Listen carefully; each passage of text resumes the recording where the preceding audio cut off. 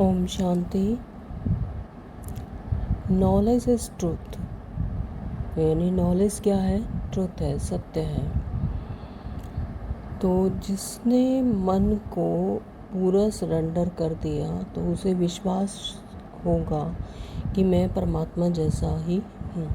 यानी परमात्मा और आत्मा के बीच में एक सिर्फ मन ही है जो दीवार बनाए हुए है। अगर मन को पूरा सरेंडर कर दिया परमात्मा को, तो हम क्या हो जाएंगे? परमात्मा के साथ मिल जाएंगे। यानी परमात्मा की पावर और शक्तियाँ, गुण शक्तियाँ हमारे में भी वैसी ही हैं। पावर्स का मीनिंग ही है मैं आत्मा हूँ, यानी ऑल पावर्स आर इंटरकनेक्टेड। तो जो आत्मा और परमात्मा में की शक्तियाँ हैं, गुण शक्तियाँ हैं, वो क्या है? इंटरकनेक्टिंग है। एक पावर को समझ लिया तो यानी सारी पावर्स अपने आप ही आ जाएंगी। सब कुछ अंदर है, बाहर कुछ नहीं है। सब कुछ अंदर ही है। आत्मा में वो शक्ति है, यानी कुछ भी देखते हुए उसे हम अनदेखा नहीं कर सकते। तो यह क्या है? सहन शक्ति। अगर कुछ भी देखते हुए, यानी वो हमारे सत्य स्वरूप को अगर इफ़ेक्ट नहीं करेगा तो वो है सहन शक्ति। यानी अगर आत्मा सत्य स्वरूप में होगी, उसे पता है कि ये पार्ट में प्ले हो रहा है और मैं क्या हूँ? पार्ट से अलग हूँ, है ना? तो उसे वो बिल्कुल भी इफ़ेक्ट नहीं करेगा। जैसे कि अब माया क्या है? माया क्या भी थॉट्स है ना?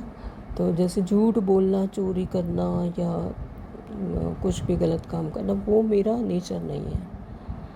यानी आत्मा का वो नेचर नहीं है। तो कोई कुछ भी बोले, लेकिन मैं आत्मा परमात्मा के साथ अपनी सीट पर सेट हूँ और अपनी सीट से उतरूँगी नहीं।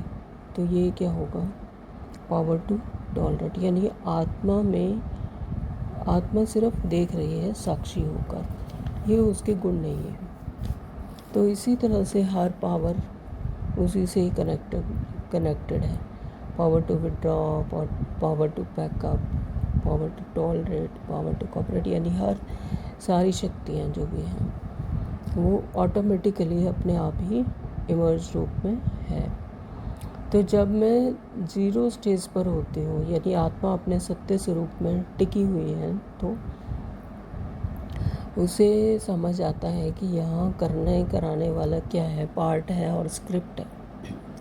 जैसे जैसी स्क्रिप्ट वैसा वैसा पार्ट प्ले हो रहा है। अगर कोई कहता है कि ये सब मुझे कोऑपरेट कर रहे हैं, तो वो इसका मतलब कि आत्मा अपने सत्य स्वरूप में है ना? तो वो दूसरे को भी वैसे ही देख रही है, आत्मा ही स्वरूप देख रही है। तो उसे लग रहा है कि सभी उसे कोऑपरेट कर रहे हैं। अगर कोई कहे कि मुझे कोई कोऑपरेट नहीं कर रहा, तो इसका मतलब वो पार्ट में है और वो अपने सत्य स्वरूप से अलग है, बिल्कुल डिटैच है। इस वजह से उसे ऐसा लग रहा है। ये तो ये है क्या? मन की भाषा। मन कह रहा है कि मुझे कोई कोऑपरेट नहीं कर रहा, ये मन की भाषा है। आत्मा बॉडी में फंसी हुई होती है तब मन की भाषा बोलती है। आत्मा अगर अपने सत्य स्वरूप में है, ट्रुथ में है, तो उसे कभी भी नहीं लगेगा कि कोई उसे कोऑपरेट कर रहा है या नहीं कर रहा है ना? तो वो सत्य स्वरूप में है। खुद को भी आत्मा देखो और दूसरों को भी अगर आत्मा देख रही हूँ मैं आत्मा, तो फिर ये गिले शिकवे, गिल्ट सब खत्म हो। तो जहाँ एफर्ट्स है, हेल्पिंग है, सर्विंग है, तो वहाँ क्या है? आत्मा साक्षी होकर देख रही है। एफर्ट्स को भी आत्मा साक्षी होकर देख रही है। यानी हैप्पीनेस है, सफरिंग है या सैडनेस है, तो ये चेंजेस मूड हैं, तो ये इमोशंस हैं, तो और ये आत्मा के टूल्स हैं, आत्मा नहीं है। आत्मा इससे अलग है। आत्मा अनटच्ड है, उसे ये नहीं महसूस होता। अगर उसे महसूस होता है बॉडी पार्ट में आकर, तो वो सिर्फ किसकी वजह से? माइंड की वजह से। माइंड की वजह से, इंटेलेक्चुअल की वजह से वो महसूस कर पाती है इन सब इमोशंस को। जब ये समझ आता है तो आत्मा माइंड से डिस्टेंस क्रिएट करती है। तो जो कुछ कर रहा है माइंड कर रहा है, आत्मा नहीं कर रही है। माइंड की आदत है हर चीज़ को डिस्क्राइब करने की। माइंड ही है जो हर चीज़ को लेबल लगाती है, ये अच्छा है, ये बुरा है। आत्मा के लिए तो कुछ अच्छा बुरा नहीं है, वो एक समान है, लेकिन माइंड उसे डिस्क्राइब करती है, यानी लेबल लगाती है। यानी अगर मैं कुछ थिंक कर रही हूँ तो वो कौन कर रहा है? माइंड कर रहा है, माइंड थिंक कर रहा है, आत्मा नहीं। आत्मा का इंटरेस्ट अब सिर्फ परमात्मा से होता है। तो धीरे धीरे ही वो मन बुद्धि भी क्या होती है, या रिफाइन होना शुरू हो जाती है। वो भी ऑलमाइटी से एक हो जाती है, के साथ एक हो जाती है, अलाइनमेंट मिल जाती है उसे।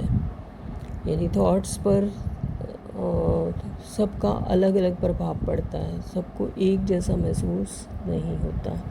इससे क्या पता लगता है कि थॉट्स की अपनी पावर नहीं है, उसे माइंड स्क्रिप्ट से उसको लाइट शाइन मिलती है। तो यानी थॉट्स जो है वो लाइफलेस है, और माइंड और जैसा माइंड में होगा अलग अलग, सभी का अलग एक्सपीरियंस है। तो उसके माइंड पार्ट से, बॉडी पार्ट में या माइंड पार्ट में जो स्क्रिप्टेड है, उसकी वजह से उसको थॉट्स को पावर मिलेगी। तो आत्मा का जो राइट डायरेक्शन से माइंड को पावर मिलती है, यानी फिर वो अच्छा कर्म, जैसे श्रेष्ठ कर्म कहते हैं, तो वो जो पावर अगर उसको सही डायरेक्शन मिलती है तो माइंड वैसा ही क्रिएट करता है। जब फीलिंग और इमोशंस हैं, उसको कौन पावर दे रहा है? मन ही दे रहा है, आत्मा पावर दे रही है। यानी आत्मा से ही पावर मिल रही है। फीलिंग को, इमोशंस को राइट डायरेक्शंस में अगर मिलती हैं, लाइट शाइन होता है तो उसको मिल रही है। तो थॉट्स में पावर नहीं है, आत्मा उसको पावर दे रही है थॉट्स को।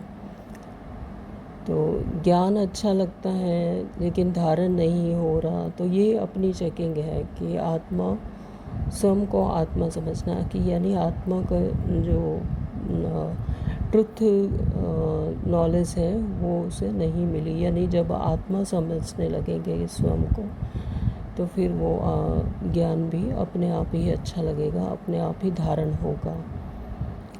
जब आत्मा सत्यता में आती है, यानी सत्य में आती है, अपना सत्य स्वरूप पहचानती है, तो उसके सारे क्वेश्चन आंसर सभी अपने आप ही ख़त्म होने लगते हैं, क्योंकि माइंड भी रिफाइन होकर आत्मा की तरह उस परमात्मा में रमने लग जाता है, परमात्मा में मिल जाता है, लगन लग जाती है।